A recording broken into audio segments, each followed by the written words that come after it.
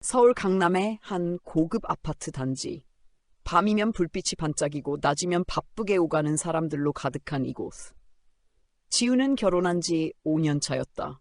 아내 소라는 광고회사에서 팀장으로 승진하면서 바쁜 나날을 보내고 있었고, 지우는 프리랜서 개발자로 집에서 일하는 시간이 많았다. 자연스럽게 둘 사이엔 점점 시간이 줄어들었다.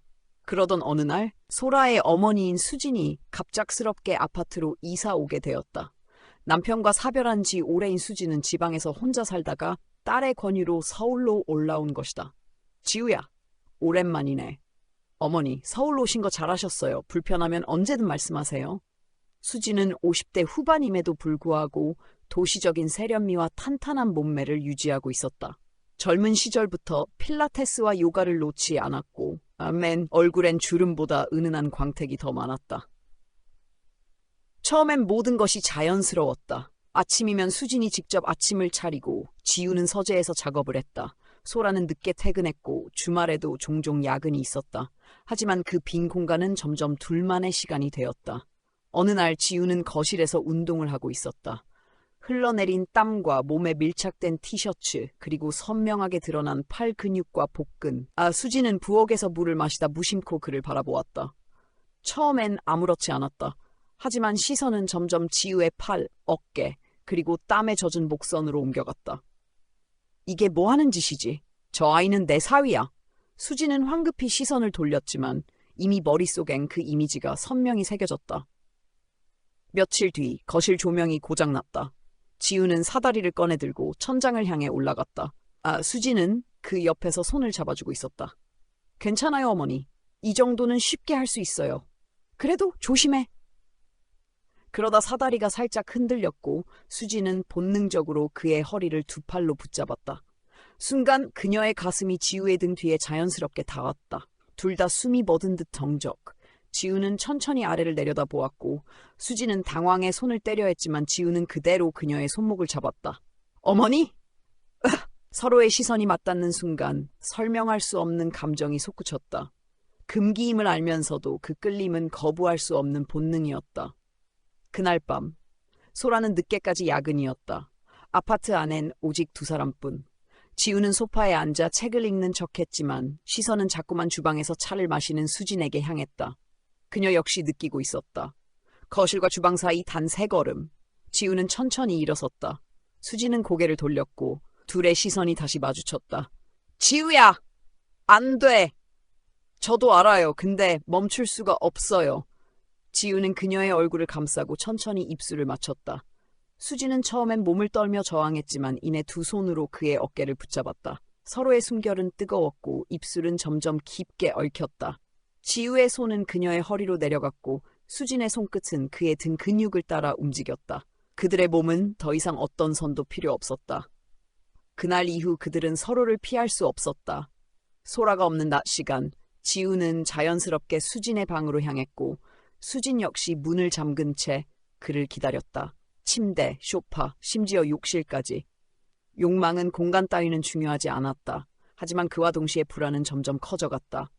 문득 문이 열릴까 두렵고 엘리베이터 소리가 들리면 심장이 덜컥 내려앉았다. 수지는 밤이면 침대에 누워 스스로에게 수없이 되물었다. 이건 사랑일까? 아니면 단순한 욕망일까? 그리고 그 질문은 지우에게도 똑같이 던져졌다. 결정적인 날이 찾아왔다.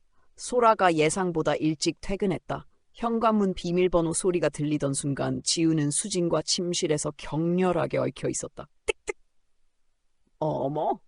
수진은 급히 지우를 밀쳤고 둘은 옷을 허겁지겁 챙겨 입었다. 겨우 숨을 고른 뒤 소라는 아무것도 모른 채 집 안으로 들어왔다. 엄마? 지우야? 뭐해? 그냥 TV 보고 있었어. 소라는 아무런 의심 없이 가방을 내려놓고 화장실로 들어갔다. 둘은 서로의 시선을 피하면서도 심장은 미친 듯이 뛰고 있었다. 하지만 불안은 끝나지 않았다. 어느 날 소라는 지우의 휴대폰 알림을 우연히 보게 된다. 오늘 오후 그 시간에 기다릴게요. 보낸 사람은 S. 소라는 처음엔 대수롭지 않게 넘겼지만 그 뒤로 지우의 행동은 점점 이상해졌다. 외출이 잦아졌고 집안에서도 수진과의 대화는 어색해졌다. 그리고 어느 날 밤 소라는 몰래 지우의 핸드폰을 열었다. 거기엔 충격적인 사진과 문자들이 남아 있었다. 그 입술, 그 손길, 오늘도 미칠 것 같아. 보낸 사람은 어머니였다. 소라는 핸드폰을 바닥에 던지고 주저앉았다. 온몸이 떨리고 숨이 막혔다. 믿고 싶지 않았다. 하지만 그건 부정할 수 없는 현실이었다. 그날 밤 소라는 말없이 집을 나갔다. 그리고 며칠 후 변호사를 선임했다. 나는 둘 다 용서하지 않을 거야. 아파트는 곧 매물로 나왔고 세 사람의 관계는 완전히 붕괴되었다. 서진은 짐을 싸들고 도시의 반대편으로 떠났다. 수진도 동네를 떠나고 모든 흔적을 지우려 했다. 몇 달 후 강남의 한 커피숍. 서진은 창밖을 멍하니 바라보다가 익숙한 실루엣을 발견했다. 긴 코트, 단정한 단발머리. 바로 수진이었다. 그녀도 그의 시선을 느끼고 고개를 돌렸다. 둘은 잠시 말없이 바라보다가 아주 천천히, 아주 조심스럽게 서로에게 다가갔다. 잘 지냈어요? 응. 그 한마디만으로도 수많은 감정이 쏟아졌다. 후회, 미련, 그리고 여전히 남아있는 불완전한 사랑. 커피숍의 소음 속에서 둘은 오래도록 말없이 앉아 있었다. 그리고 아무도 모르는, 아무도 이해할 수 없는 또 다른 이야기가 조용히 다시 시작되고 있었다. 도시의 그림자, 깊어지는 균열소라는 집을 나간 뒤에도 단 한 번도 연락하지 않았다. 전화도 문자도 어떤 흔적도 남기지 않았다. 지우는 멍하니 소라의 빈자리를 바라보았다. 아무리 둘러봐도 그녀는 없었다. 남겨진 건 깊은 정적과 무겁게 짓누르는 죄책감뿐이었다. 그런데 죄책감 속에서도 이상하게도 사라지지 않는 감정이 있었다. 그건 바로 윤리적인 두려움보다 더 강한 갈망. 며칠 후 수지는 서재문 앞에서 망설이고 있었다. 문틈 사이로 보이는 지우의 뒷모습. 그는 컴퓨터 앞에 앉아 있었지만 화면은 꺼져 있었다. 그녀는 조심스럽게 문을 두드렸다. 들어가도 돼? 지우는 천천히 돌아보았고 두 사람의 시선은 묘하게 얽혔다. 어머니, 이제 우리 정말 끝내야죠. 그래야지. 그래야 맞는 거지. 그녀는 그렇게 말했지만 그 말과는 반대로 두 손 떨리고 있었다. 그리고 그녀는 문고리를 놓지 않았다. 근데 지우야. 수지는 입술을 깨물며 그를 바라보았다. 우린 정말 사랑이었던 걸까? 아니면 그냥 외로움이었을까? 지우는 대답 대신 천천히 자리에서 일어났다. 그리고 그녀 앞에 섰다. 서로의 숨결이 닿을 만큼 가까운 거리. 어머니도 저도 이미 그 경계는 지나버렸잖아요. 수지는 그의 가슴팍에 얼굴을 묻었다. 그리고 아주 천천히 조심스럽게 속삭였다. 나도 모르겠어. 근데 지금 너무 그리웠어. 둘은 그렇게 다시 한번 무너졌다. 어느 날 아파트 관리실에서 전화가 걸려왔다. 저기요? 최근에 댁에서 이웃 민원이 좀 들어와서. 네? 밤마다 좀 시끄럽다고. 특히 남성 목소리랑 여성 목소리가 섞여서. 지우는 순간 숨이 턱 막혔다. 그리고 동시에 수진도 전화를 듣고 얼굴이 하얗게 질렸다. 이제 더 이상 숨길 수 없는 건가? 며칠 후 예상치 못한 방문자가 나타났다. 바로 소라였다. 그녀는 아무런 연락도 없이 조용히 비밀번호를 누르고 집 안으로 들어왔다. 그리고 거실 한가운데 멍하니 앉아있는 지우와 수진을 바라보았다. 둘 다 이렇게까지 할 줄은 몰랐어. 그녀는 웃음인지 울음인지 모를 목소리로 말했다.